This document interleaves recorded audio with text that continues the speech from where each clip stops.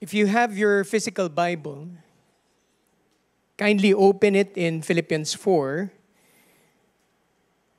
and we'll read through verses 10 to 13.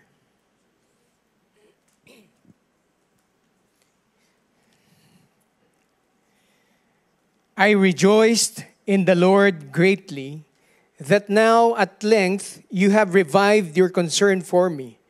You were indeed concerned for me, but you had no opportunity. Not that I am speaking of being in need, for I have learned in whatever situation I am to be content. I know how to be brought low, and I know how to abound. In any and every circumstance, I have learned the secret of facing plenty and hunger, abundance and need. I can do all things through Him who strengthens me. God, thank you for your word is living and active. And so, Lord, do your work. Complete it. Finish it in our lives. God, our prayer is that today we will hear your voice clearly. We will not harden our hearts, but rather we will surrender to you and you alone. God, we pray for this strength to come upon us so that in each and every circumstance, we would learn how to be content. We thank you. We honor you. Holy Spirit, be with us. In Jesus' name, and everybody say, amen and amen. You may take your seats. And so we are still in our series, First of All. Last week, Ayawili Chua preached a very powerful word on partnership and the missions. I know some of you, you've heard this story, naiyak kayo, right? Hearing how God moved in his life. And kami rin po, kahit balita lang yung nakarating sa amin, because I know the story of Ayawili, I know it touched the hearts of people. And the fruit, of course, it's God's name being glorified and praised because of this partnership. Now, talking about partnering with God in the missions, let me give you a quick report or missions report on what happened in our 10 days missions to Bangkok. Again, thank you for partnering with our team. And in behalf of our 10 days team, let me say this, Kap Kun Kap. Yan. Sawadee Right, na-miss ko yun, grabe. But I miss you so much. That's why it's just a joy and an honor to be here again, back at home. Yan. And so, just to give you a quick recap of what's happened in the last 11 days in our mission, we were able to engage students in one of the biggest campuses in Bangkok. The name of the campus is Ramkhamhaeng University. We prayed, we walked, we prayed, we walked, and then engaged students. Engaging students in this school or in Bangkok is different on how we engage people here. Medyo iba po yung strategy. Hindi pwede doon na mag-preach ka agad ng gospel unless the Spirit of God tells you to do so. And so the strategy is using Google Translate. Balukturin mo yung baluktutin mo ang English mo. Hindi pwede yung state English. Bakit? They will be intimidated. If they hear that you have or you're speaking in English with the slang, they will shy away. And so, ang way to engage is, you know English? Little? Tapos pakita mo yung Google Translate and then they'll begin to engage with you as well. So, we were given an opportunity to share the love of Christ to the students. We were able also to engage the students through badminton, basketball, tennis. Yes, yung pastor niyo po nag-basketball. Pero dahil sa edad ko, muntik na ako mag-vertigo. Alright? Merong isang play doon na sobrang nag-Michael Jordan ako. And then as I shot the ball, kala ko tatama ako sa poste. No, so pwede pa rin naman pang-engage. Food was also another option of engaging the locals and the students. One of the highlights of our campus or engaging the campus is the board games club. There was a bunch of students in the cafeteria na nilapitan nung 10 days team. And so one of the students, the one standing here, I forgot his name, but he is a cross-dresser. And so when the team approached the bunch of students that we saw in the cafeteria, ang tanong lang, do you know English? Tapos, sumagot to. Of course, I know English. And then he began to speak in English na sobrang galing.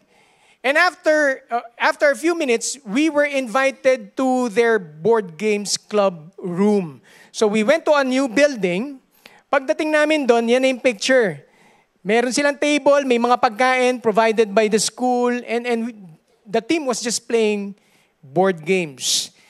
What happened at that time was really a miracle. Why? Hindi po usual na nangyayari yan. It was a divine appointment. Now, while they were playing board games, one of our Filipino missionaries, si Joe Mark, and our local Thai staff, who's about to be a pastor, engaged another club. It's a Christian club headed by this woman in the picture. Yan. And so, ang sabi lang ni Joe Mark and ni yung nandun sa far right, how can I serve? How can we help you?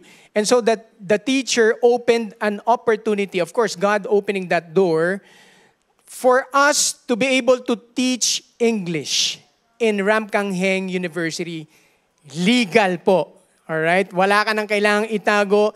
The door has been opened, and it's just the hand of God, the handprint of God all over. And I'm truly honored to have witnessed what God is doing in that campus.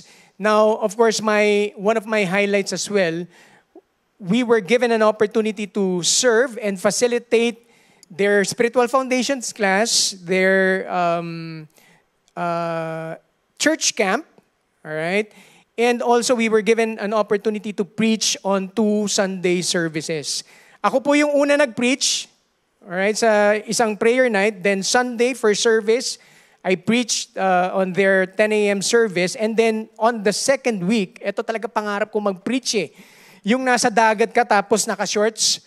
But the opportunity was not given to me. It was passed on to Arwen. And so Arwen Suarez was the one preaching. And ang plano sana namin noon, lalagay namin siya sa bangka para parang Jesus nagpipreach sa dagat. But of course, God honored my dream of attending a service wearing shorts. Alright? The best talaga ang Panginoon. But my highlight as a leader of this 10 days team was really seeing the team doing what God has been given, or what God has given them to do, using their gifts and talents. My wife led a mini kids church. Right? Some of them, they engaged the singles community. Arwen and Apple, they facilitated our youth, all right? Youth group, all right? Which is a very vital group in that church. Kasi ito na yung next generation. And so, in behalf of the team, again, thank you for allowing us to go there for 11 days, holding the ropes for us, praying for us. It's really an honor to see the move of God in that nation. You know, this is a picture when a people gather together, selflessly giving what God has given them, and moving in that direction with the mission of God.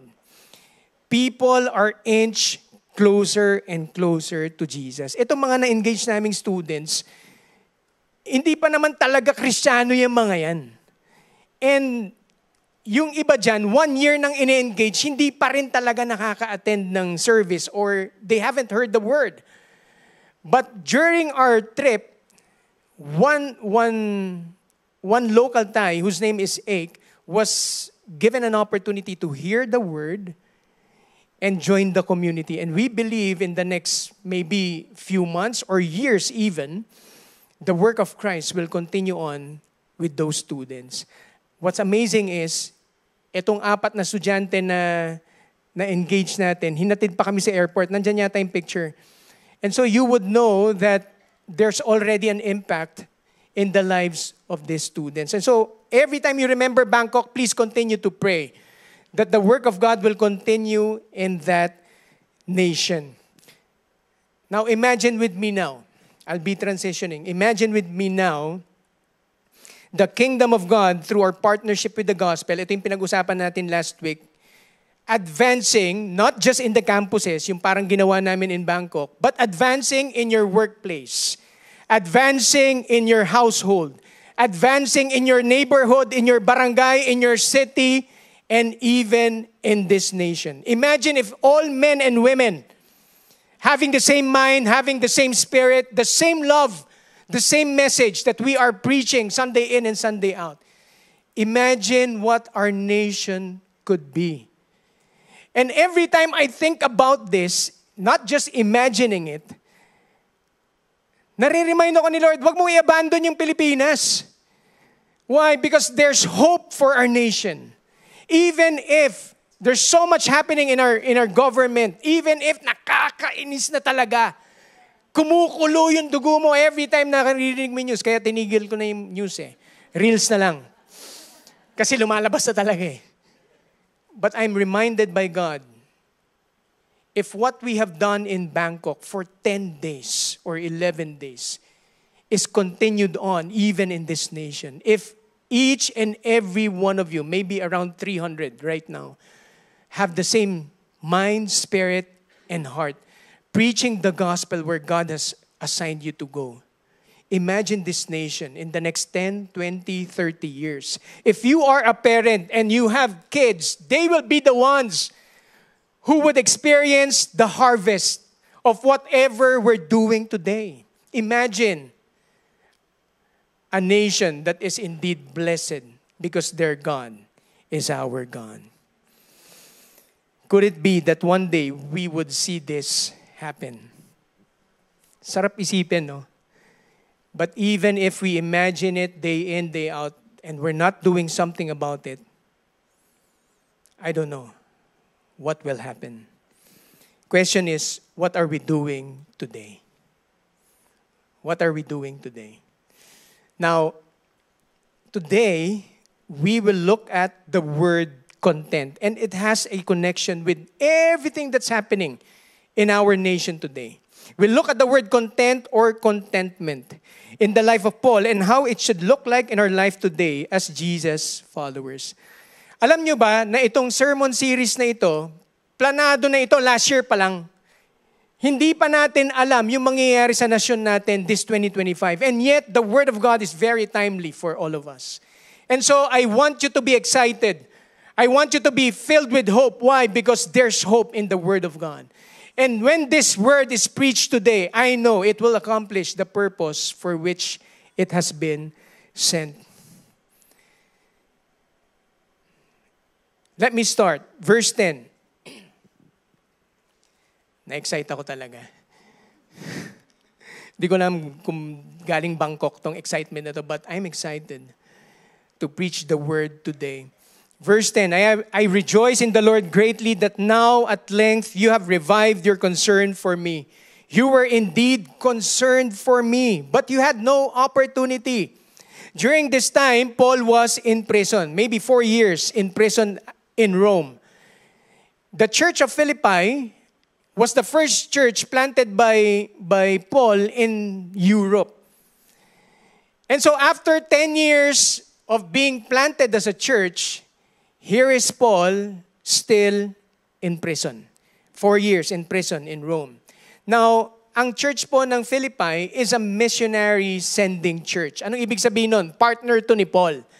So talaga nagpapadala to ng resources, ng financial gifts to Paul so that he can continue on with his mission in advancing the kingdom of God.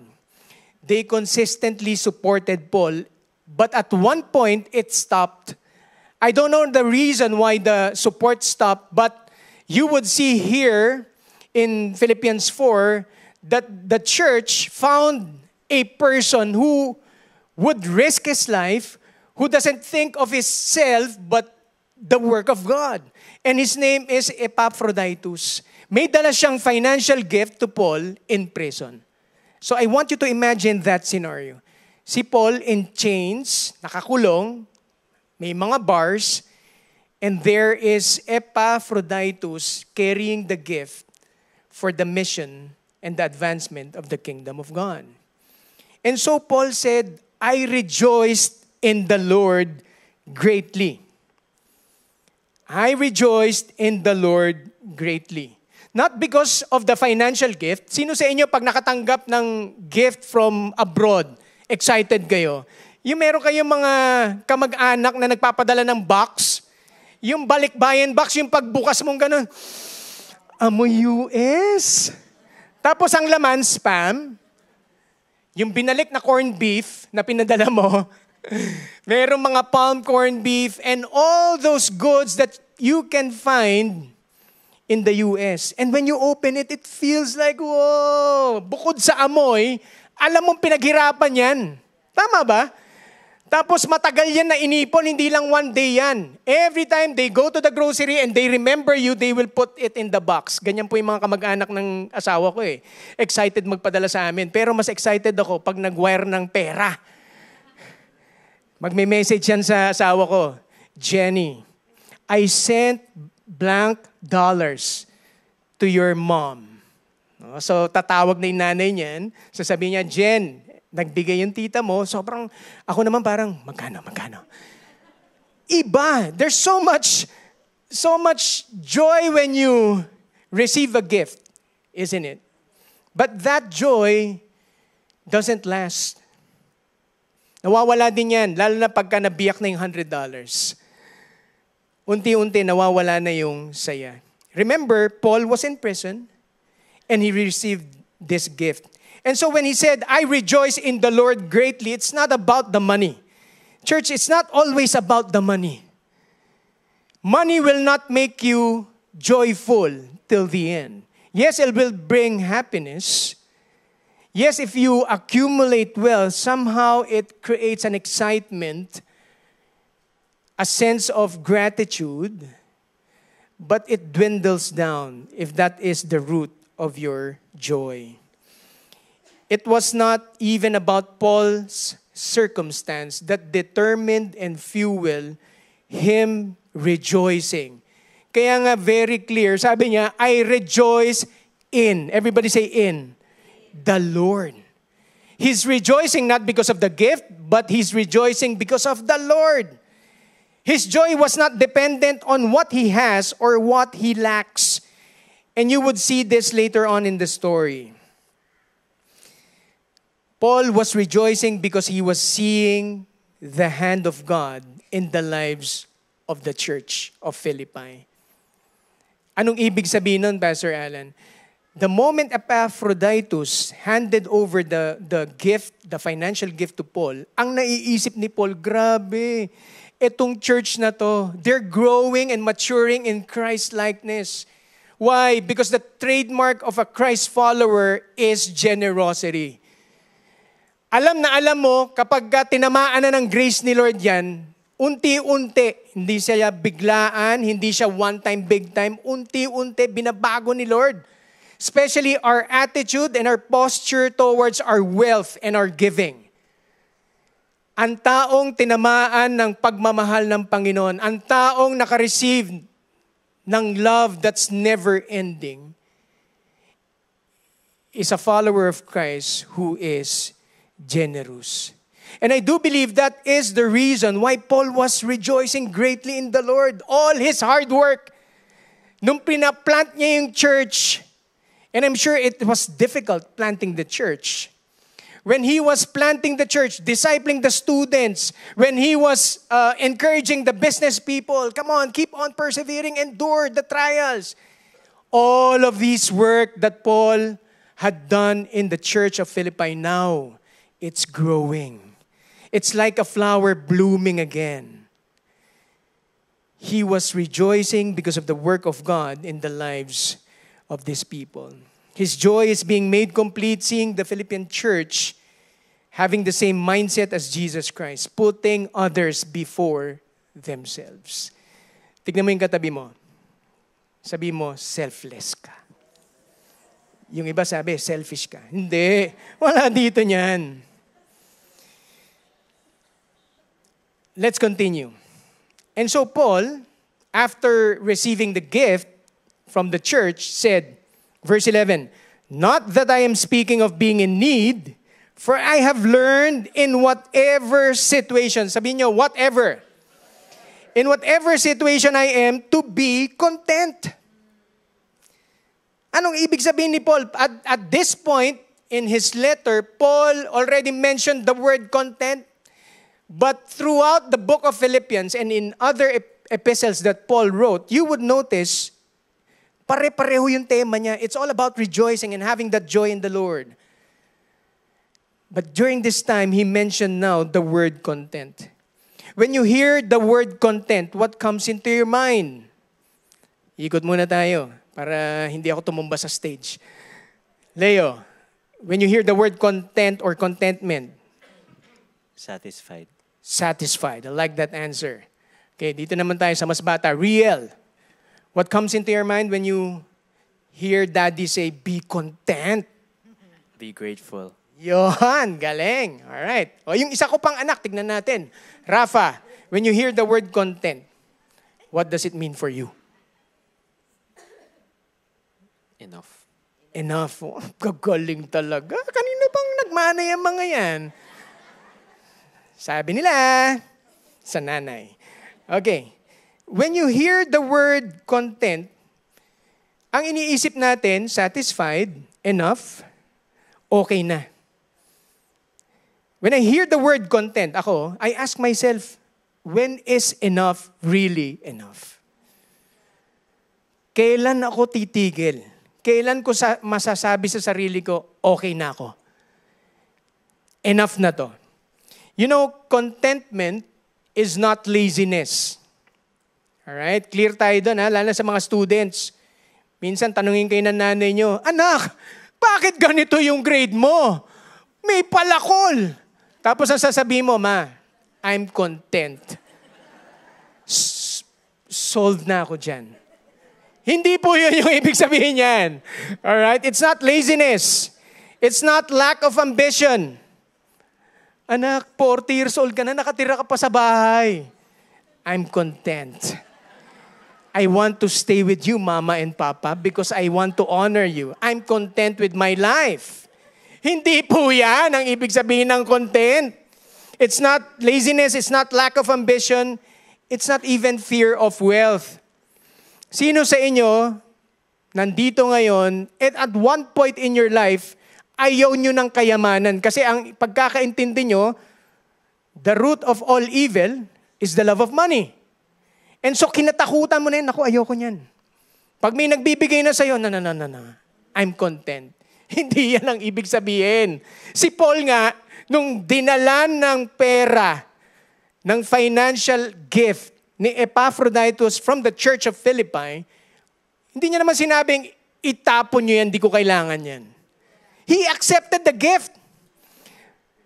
Why? Because he knew the gift was not for him, but it was for the mission of God. And so you would already see a glimpse of how the kingdom living works when it comes to finances and resources. Contentment. It's not laziness, it's not lack of ambition, it's not fear of wealth. When you look at the dictionary, it says there, contentment or content is in a state of peaceful happiness, a state of satisfaction. You're pleased with your situation and not hoping for change. Okay na ako. So again, sa mga estudyante, kung meron man dito, hindi po yun ang ibig sabihin nun. Excel in what you do. Why? Because we are serving an excellent God. If you are an employee, excel in what you do. Huwag kang tatamad-tamad sa office. Remember, you are worshiping a God who is excellent, who gives you strength, who gives you the courage, who gives you the grace to do all things for His glory and His sake. Huwag ka mag-quit agad. Tignan mo yung katabi mo, hindi ka quitter. Pag nahirapan, hindi, okay. Ayaw ni Lord mahirapan ako, huwag ka mag-quit. Naalala ko, back in my insurance days, there's this 4-letter word that we always remind ourselves. It's the word push, P-U-S-H. Persevere until something happens. Why? Because that's a mark of a follower of Christ. Masipag sa trabaho. Kahit na mahirap, nagdidepende sa Panginoon para tapusin ang trabaho. Another definition is fulfilled, gratified, happy. Now the question is, how can Paul say this? How can Paul be content with his life when in fact he is in a small room, chained, facing metal bars, locked for how many years, deprived of liberty, maliit ang bintana, maalinsangan. Tayo nga, pagka nawala ng kuryente, reklamo na eh. Tama ba? Pag nawala ng wifi, nagbababaan yung mga bata, Dad, what did you do? Cannot eat what he wanted. Why? Because he's in prison. No family that he can chat with. No social life. Sino sa inyo mga extrovert? Nung pandemic, nasira buhay nyo. Hindi kayo makalabas. No? Hirap, di ba? Imagine this. Maybe suffering from being bugbugais by the Roman soldiers. In pain, in wounds. Wala namang medical city noon. How can you be content when your circumstances are not how you pictured it to be? Nung nag-propose sa'yo yung lalaki, nangako, sabi niya, bibigyan kita ng magandang buhay. Pero after 10 years, napako. Nung na-hire ka sa new job mo, ang sabi mo, Lord, thank you. You've answered my prayer. Best job ever. Tapos nagulat ka, hindi pala. Ang hirap pala ng trabaho. Pero ang bait naman ng boss mo. Nahirapan ka lang. Akala mo may pagbabagong mangyayari sa bansa, pero when you got home in this nation, you don't want to enter the land anymore. You're disgusted with what's happening in this nation. And so how can I rejoice, Pastor, in a nation like this, na ninanakawan tayo? How can you rejoice? More so, be content. The answer is actually written in the scripture. It's in the same line of the story. Verse 12, I know how to be brought low, and I know how to abound in any and every circumstance. I have learned the secret. Everybody say secret. Secret of facing plenty and hunger, abundance and need. Take note of the words, I know, and he said, I learned. Knowing and learning, this involves the mind. Right? Paul says, he has learned contentment. Anong ibig sabihin nito? Ibig sabihin may proseso. Hindi siya kontento bago nito. Inaaral niya. Right? He didn't started being content with his life. Being content is not innate in us. Why? Because of sin. There's this never-ending, insatiable thirst and hunger for more. Sample. Gamitin ko na lang yung sarili ko, sample. So, nagkaroon ako ng motor. Sabi ko, Lord, thank you. 10 years kong pinagpiprayan na pumayag yung asawa ko. Now, it happened. May nang-bless sa akin ng motor. Kamag-anak niya. So, sabi ko, praise God. Sabi ng wife ko, kunin mo na. Okay na yan. So pagdating, parang gusto kong matulog dun sa motor. Parang ayokong umalis. Tapos tinesting ko na agad kahit wala akong lisensya na pang motor. Tapos yung helmet na gamit ko pa nun, siyempre yung helmet na binigay din, ang laki yung pag na-humps ka, parang gumaganon yung ulo mo. And so sabi ng wife ko, bumili ka ng helmet. So bumili ako. Bumili ka ng jacket. Bumili ako jacket. Sabi ko, ganda nito. After a month of looking at Facebook Reels, Marketplace, unti-unti na nagdi-depreciate yung value ng motor. Gusto ko na ng bagong motor. Gusto ko na ng bagong helmet. Gusto ko ng bagong jacket. Gusto ko ng forma yung naka-boots. Para parang J. Taruk or RV Raymond. No? Gusto kong gayahin yung mga idol ko na nagmumotor. Kailangan yung jeans, iba. Something's wrong. I was not content with what God has given me. You know, we always have that insatiable hunger for more wealth, power, fame, acceptance, approval of men, more likes in our post. Pag walang nag-like sa post mo, walang bumati sa birthday mo, mali pa yung bati niya, Pastor, last year pa yung birthday ko. We thirst for more applause of men, more hearts, more emoji, more compliments. When will it stop? On our own, it will not. But the good news is, everybody say there's good news. The good news is, if you are a Christ follower, contentment can be learned. It can be learned. Sino sa inyo gusto nyong matutunan maging kontento sa buhay? Taas ang kamay. Okay, konti. Kontento. Alright. You know, just like Paul, he learned to be content through the highs and lows, the plenty, the hunger, through the abundance of what came to him and in his life. There was a shift in the mind.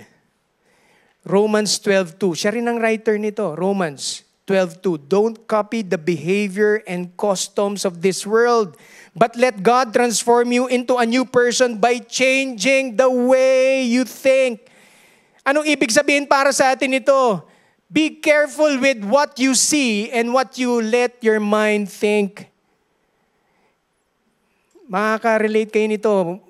Gumanon lang kayo sa IG, sa Reels, sure ako, bibili kayo niyan. Bigla kang magugutom. Parang gusto mo nung red na shirt. Parang pag may gano'n, Shopee. No? Ang lakas tumawag. Be careful with what you let your mind think. Sabi niya dito, by changing the way you think, then you will learn. Everybody say learn. Then you will learn to know God's will for you, which is good, pleasing, and perfect. Church, learning is an integral part of your faith journey with God. You have to learn how to read the Bible. You have to learn how to study the Bible. Hindi natin gusto maging theologians kayo lahat. But at least, minimum level, read the Bible. Everybody say, I will read. You know, learning is not passive. Hindi yung lalagay mo yung Bible mo dyan sa kwarto, nakabukas, tapos aalis ka na. Pagbalik mo, thank you, Lord. Hindi, basahin mo yan. Aralin mo. There's intentionality in doing or in learning. Tapos sabi niya, test the word. Anong ibig sabihin nun? Be intentional in doing the word of God. Para pag ginawa mo, you apply the word, you will see the grace of God moving in your life. Mahirap po ito It's so difficult to follow Christ. Kaya nga sa mga nagtaas ng kamay kanina, mahirap. But believe me when the scripture says, He has given you power to live this godly life. Merong kasamang power yan. Hindi ka niya iiwanan. Then you would know God's will. Good, pleasing, and perfect. You know, one thing I realized and learned, kahit yung pinaka-pangit na parte ng buhay mo, God will teach you something. It will add value to you and in your life in the kingdom of God. Walang tapon kay Lord. Tell the person on your side. Sabi mo, sa right side, learn the word. Tingin ka sa kabila, sabi mo, do the word. Now, I prayed about this. I want to minister to some of you. Maybe some of you here, you're in your lowest of lows. Pastor, you cannot imagine where I am in right now. I want you to hear this today. God is saying, I'm doing something great in you. You may not see the results now, but God is saying and reminding you, what I have started, I will finish it. Hold on. Stay the course. Endure. Persevere. Rejoice in the Lord. Rejoice in the Lord. Or maybe many of you here, you're experiencing abundance. You're now moving in plenty. God is reminding you, be grateful that you are in this season of abundance and plenty. Learn to be content. Instead of yearning and running after more wealth, store up treasures in heaven where neither moth nor rust can destroy. God is reminding you today, partner in advancing the gospel of Jesus Christ. Your abundance is not just for your own consumption. It is meant to advance the kingdom of God to the nations. Lord, thank you. Because your word is true. And we can trust your word when you say it is good, pleasing, and perfect. Let those words speak to those people. In Jesus' name, amen and amen. Church, this is God's desire for you and me. To learn to be content in every and any situation you're in. Now, question. Do you want to know the secret? Do you want to know Paul's secret? That's why he was able to live in content, rejoicing in the Lord while in prison. Let me start by saying, the word content, when you check the Greek origin, it means autarkes. Autarkes. Literally, it means self-sufficient or having enough within oneself. It was a key virtue in Stoic philosophy. Research nyo na lang ano yung Stoic philosophy. But they believe, all right, that happiness came from being independent of external things, such as wealth, comfort, or even relationship.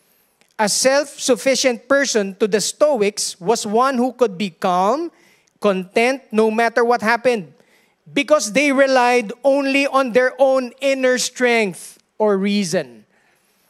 Now question, why did Paul use this word if it's centered on self?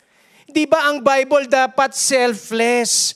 Why would Paul use a word that's very critical to his book to the Philippians when it's counter-biblical?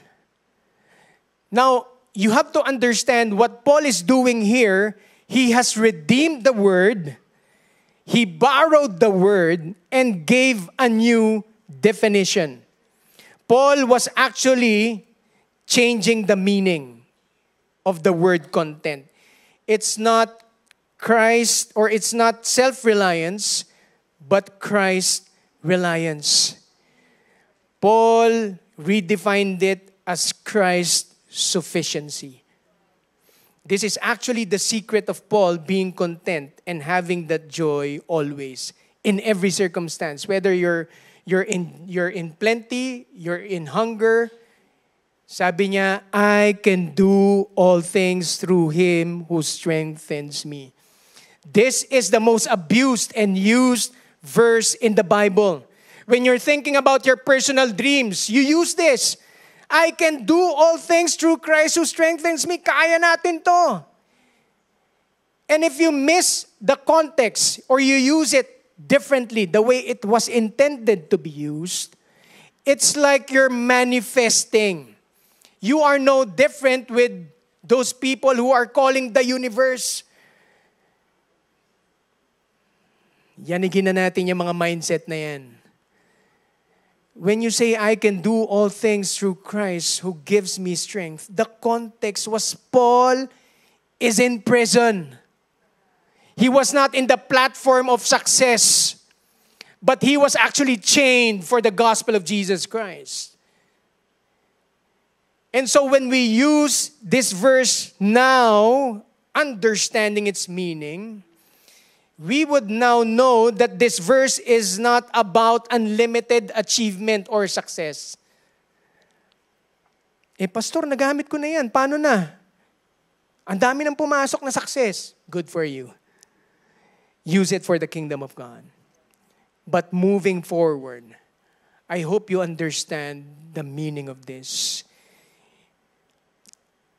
This verse is about enduring, persevering in every situation, whether poverty or prosperity, through the strength of Jesus Christ. Not your own strength, not the self-strength, but strength that comes from God. Paul was not claiming that Christ would empower him to accomplish any of his personal dreams.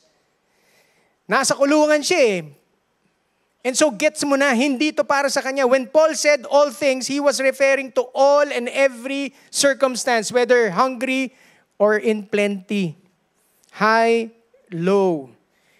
It was like Paul was saying, my joy is not tied up to prosperity. And I want you to hear this as your pastor. If you tie your identity in your prosperity, you would always be sad. Personally, I've experienced that. And there are times I feel that.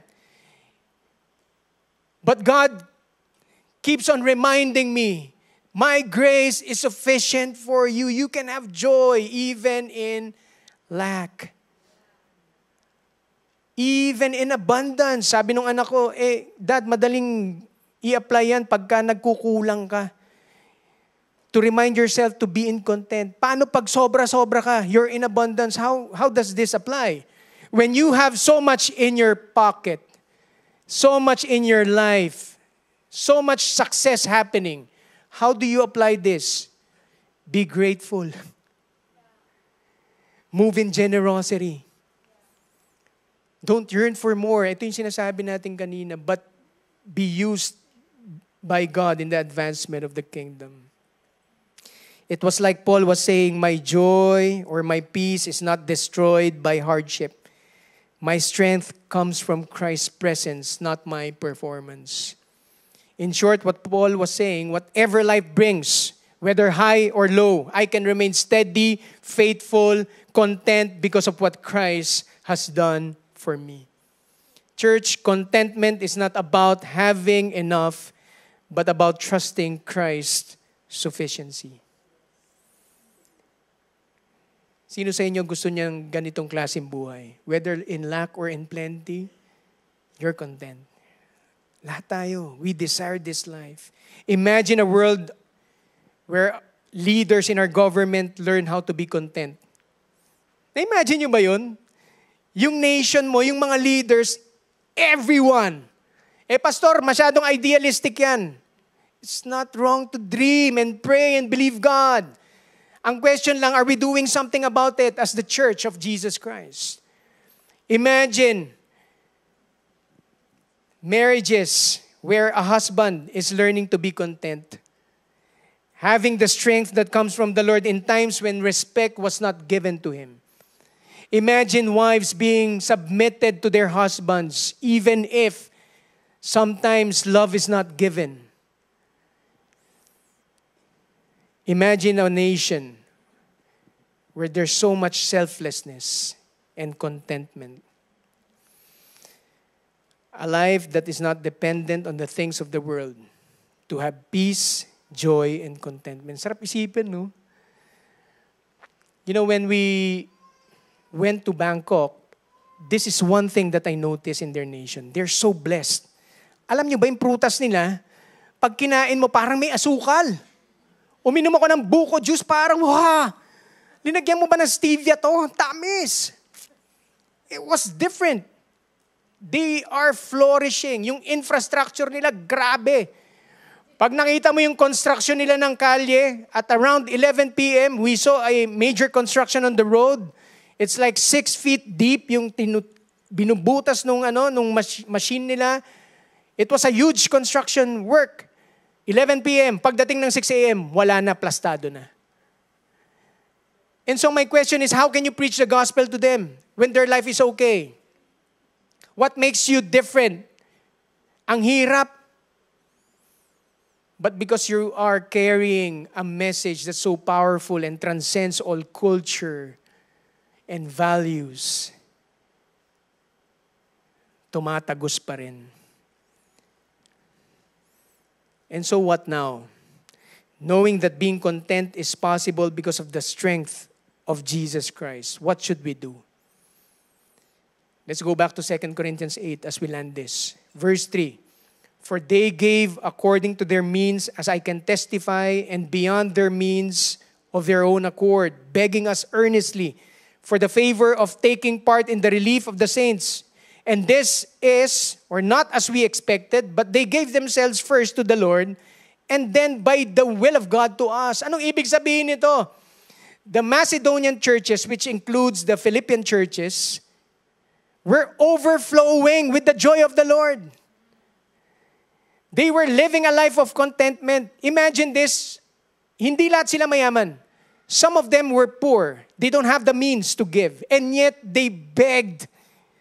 Nagmakaawa, hindi, let me partake in the advancement of the kingdom of God. Magbibigay ako sa'yo, Paul. Here's another secret, or a tied secret to what Paul was saying a while ago. Sabi niya dyan, they gave themselves first to the Lord. They gave themselves first to the Lord. Church, the starting point to having that strength that comes from the Lord, so you can be content and rejoice in whatever circumstance you may be in, it's this: give yourself to the Lord. Give yourself to the Lord. This is what Paul was saying. As for to me, to live is Christ, and to die is gain. Can I ask everyone to please stand?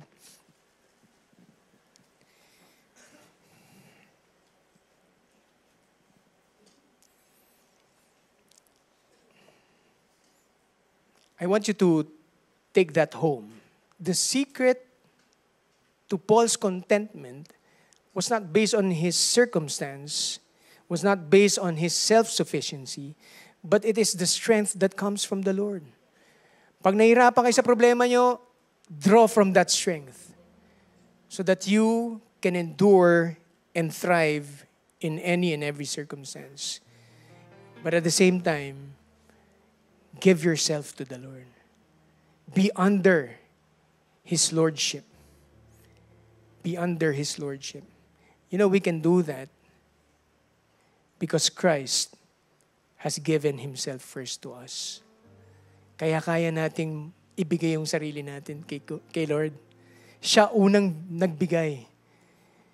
We are just returning what He owns in the first place.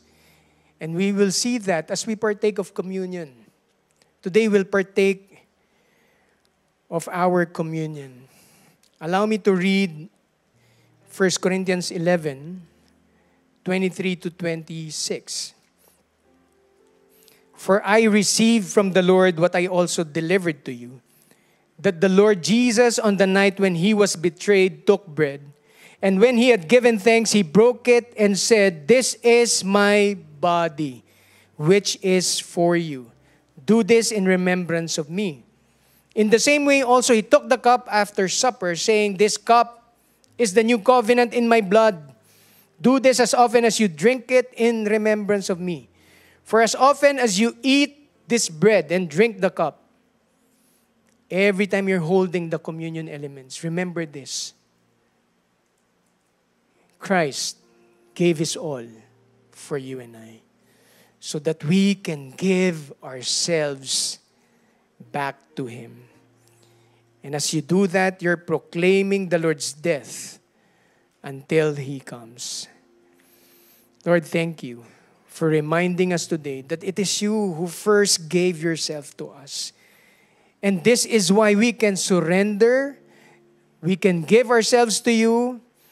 This is why we can be content because the work of Christ on the cross is already complete, not lacking anything. May we live our lives in love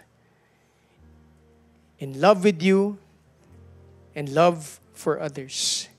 May this love be seen throughout the nations. Thank you, God, for this rare opportunity that you've given us.